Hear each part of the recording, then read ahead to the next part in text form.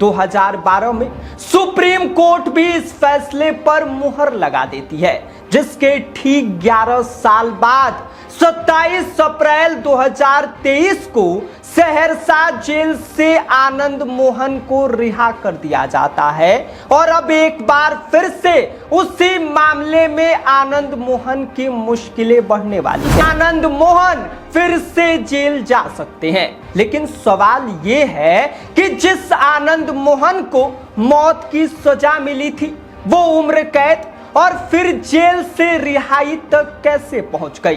कहानी का तीसरा अध्याय शुरू हो चुका है, जहां सुप्रीम कोर्ट के सामने सवाल सिर्फ आनंद मोहन की रिहाई का नहीं है, बल्कि यह भी है कि क्या किसी ड्यूटी पर तैनात सरकारी अधिकारी की हत्या के दोषी को समय से पहले रिहा किया जा सकता है। तारीख 5 अक्टूबर 2007 बाहुबली और पूर्व सांसद आनंद मोहन को मुजफ्फरपुर ट्रायल कोर्ट के द्वारा एक मामले में मौत की सजा सुनाई जाती है।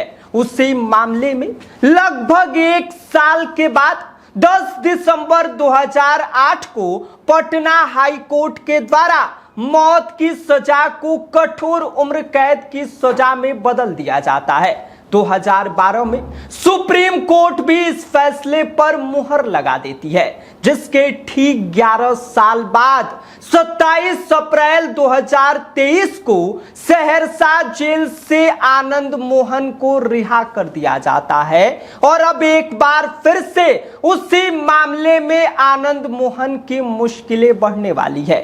कहा तो यह भी जा रहा है कि आनंद मोहन फिर से जेल जा सकते हैं, लेकिन सवाल यह है कि जिस आनंद मोहन को मौत की सजा मिली थी वो उम्र कैद और फिर जेल से रिहाई तक कैसे पहुंच गई। क्या क्या हुआ इस दौरान, पूरा मामला क्या था और क्या जेडीयू और नीतीश कुमार के खिलाफ बगावती बयान आनंद मोहन को जेल तक पहुंचाने वाला है, बताएंगे आपको सब कुछ। लेकिन उससे पहले नमस्कार, आप देख रहे हैं स्वराज पोस्ट और मेरा नाम विष्णु है। सबसे पहले आप ये जान लीजिए कि पूरा मामला क्या था। 5 दिसंबर 1994 बिहार की राजनीति और प्रशासन के इतिहास की वो तारीख जिसने पूरे देश को झकझोर कर रख दिया था। एक ऐसा हत्याकांड जिसकी गूंज आज भी अदालतों में सुनाई देती है।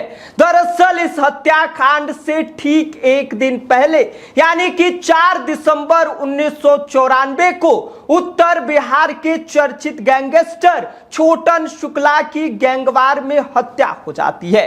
अगले दिन उसका शव लेकर हजारों समर्थक मुजफ्फरपुर हाजीपुर नेशनल हाईवे 28 को जाम कर देते हैं।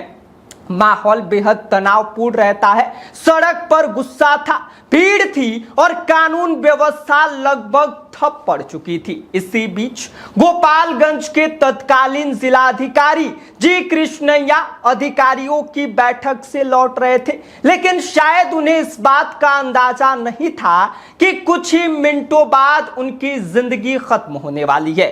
जैसे ही उनकी लाल बत्ती लगी सरकारी गाड़ी भीड़ के बीच पहुंचती है, लोगों को लगा कि कोई बड़ा अधिकारी आ गया है। देखते ही देखते गाड़ी पर पथराव शुरू हो जाता है। ड्राइवर और अंगरक्षक ने डीएम को बचाने की पूरी कोशिश की, लेकिन उग्र भीड़ के सामने सब बेबस साबित हुए।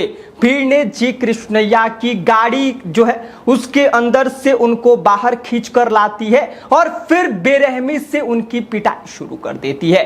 खाबड़ा गांव के पास उन्हें लाठी डंडों और पत्थरों से इतना पीटा जाता है कि मौके पर ही उनकी मौत हो जाती है। आरोप तो यह भी लगता है कि छोटन शुक्ला के एक भाई ने उनकी कनपट्टी पर गोली भी मारी थी। एक ईमानदार आईएएस अधिकारी की सरेआम हुई हत्या ने पूरे देश को हिला दिया था। संसद से लेकर सड़क तक इस घटना की चर्चा हुई। सवाल उठने लगे कि अगर एक जिलाधिकारी सुरक्षित नहीं है तो आम आदमी की सुरक्षा कैसे होगी। जांच शुरू होती है, गवाह जुटाए जाते हैं और फिर इस हाई प्रोफाइल केस में कई बड़े नाम सामने आते हैं। आरोपों के घेरे में आए बाहुबली नेता और तत्कालीन सांसद आनंद मोहन, पूर्व मंत्री अखलाक अहमद, अरुण कुमार, मुन्ना शुक्ला, लवली आनंद, शशि शेखर और हरिंद्र कुमार। करीब 13 साल तक चली इस लंबी कानूनी लड़ाई के बाद तारीख आती है 5 अक्टूबर 2007। मुजफ्फरपुर की ट्रायल कोर्ट एक ऐतिहासिक फैसला सुनाती है। अदालत आनंद मोहन, अखलाक अहमद और अरुण कुमार को मौत की सजा सुना देती है, जबकि लवली आनंद, मुन्ना शुक्ला, शशि शेखर और हरिंद्र कुमार को उम्र कैद की सजा सुनाई जाती है। लेकिन कहानी यहीं पर खत्म नहीं होती है। आनंद मोहन ने इस फैसले को पटना हाई कोर्ट में चुनौती देते हैं और करीब 1 साल बाद 10 दिसंबर 2008 को पटना हाई कोर्ट इस पूरे मामले में फैसला सुनाते हुए आनंद मोहन के मौत की सजा को उम्र कैद में बदल देती है। इसके बाद मामला सुप्रीम कोर्ट पहुंचता है और साल 2012 में सुप्रीम कोर्ट भी हाई कोर्ट के इस फैसले को बरकरार रखती है और इस पर मुहर लगा देती है। यानी कि जिस केस में पहले मौत की सजा सुनाई गई थी, वही सजा बाद में उम्र कैद में बदल जाती है और यहीं से शुरू होता है उस कानूनी सफर का दूसरा अध्याय, जो आखिरकार आनंद मोहन की रिहाई तक पहुंच जाता है। अब यहां से कहानी का दूसरा अध्याय शुरू होता है। सुप्रीम कोर्ट साल 2012 में जब उम्र कैद की सजा पर मुहर लगा देती है तो लोगों को लगता है कि आनंद मोहन का जेल से बाहर निकलना आसान नहीं होगा। लेकिन करीब 11 साल के बाद ऐसा होता है जिसकी शायद किसी ने कल्पना तक नहीं की थी। साल 2023 बिहार में महागठबंधन की सरकार थी। मुख्यमंत्री की कुर्सी पर नीतीश कुमार बैठे थे और इसी दौरान बिहार सरकार जेल मैनुअल यानी कि बिहार प्रिजन मैनुअल के नियमों में बड़ा बदलाव कर देती है। पहले नियम यह था कि ड्यूटी पर तैनात सरकारी कर्मचारी की हत्या में दोषी को समय से पहले रिहाई का लाभ नहीं मिलेगा, लेकिन सरकार ने इस प्रावधान को ही हटा देती है और यहीं से वो बदलाव होता है जिस बदलाव की वजह से आनंद मोहन की रिहाई का रास्ता खुल जाता है। करीब 16 साल से ज्यादा सजा काटने के बाद 27 अप्रैल 2023 की वो तारीख आती है जब सहरसा जेल के दरवाजे खुलते हैं और आनंद मोहन जेल से बाहर आते हैं। जेल से बाहर उनके समर्थकों की भारी भीड़ जुटी रहती है। फूल माला, नारेबाजी और भव्य स्वागत आनंद मोहन की रिहाई पर उनका किया जाता है। लेकिन अब यहीं एक तरफ उनके समर्थक इसे न्याय बताते हैं तो वहीं दूसरी तरफ कुछ लोग इस पूरे मामले को लेकर सवालों की बौछार शुरू कर देते हैं। विपक्ष के द्वारा आरोप ये लगाया जाता है कि सरकार ने एक व्यक्ति को फायदा पहुंचाने के लिए नियम बदल दिया है। भाजपा नेता सुशील कुमार मोदी भी इसका खुलकर विरोध करते हैं। वहीं पर कई पूर्व आईएएस अधिकारियों और प्रशासनिक संगठन भी इस पूरे फैसले पर गंभीर आपत्ति जताती है।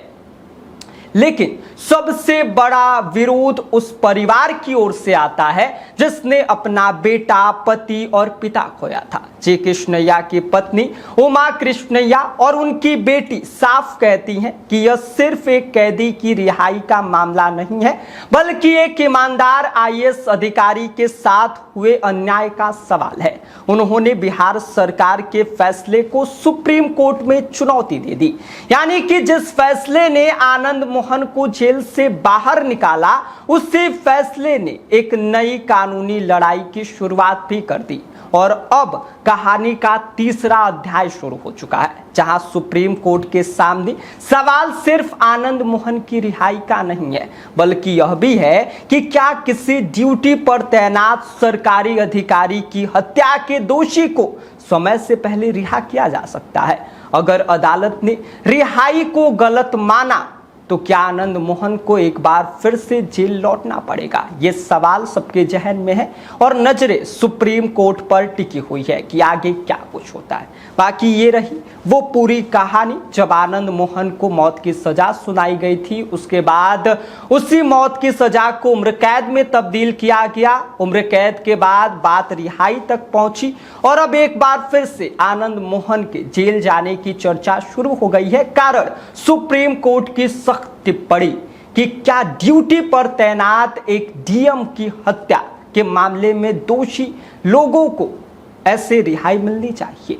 अब सुप्रीम कोर्ट इस पर क्या फैसला सुनाएगी और क्या कुछ आगे होगा, ये देखने वाली बात होगी। बाकी आप इस पूरी खबर को लेकर क्या सोचते हैं, इस पर आपकी क्या कुछ प्रतिक्रिया है, अपनी राय हमें कमेंट कर दीजिए। बाकी आप देख रहे हैं स्वराज पोस्ट और मेरा नाम विष्णु है। गोल, जहां 28 वर्षों के सफर में 18,000 से भी अधिक छात्रों ने डॉक्टर एवं इंजीनियर बनकर सफलता की ऊंची उड़ान भरे हैं, जहां साधारण छात्र भी बिहार एवं झारखंड टॉपर बनकर बड़ा इतिहास बना रहे हैं। दूरदर्शी शिक्षाविद श्री विपिन सिंह के मार्गदर्शन में मेडिकल एवं इंजीनियरिंग के लाखों छात्रों के लिए आशा की किरण के रूप में गोल, द रिजल्ट फैक्ट्री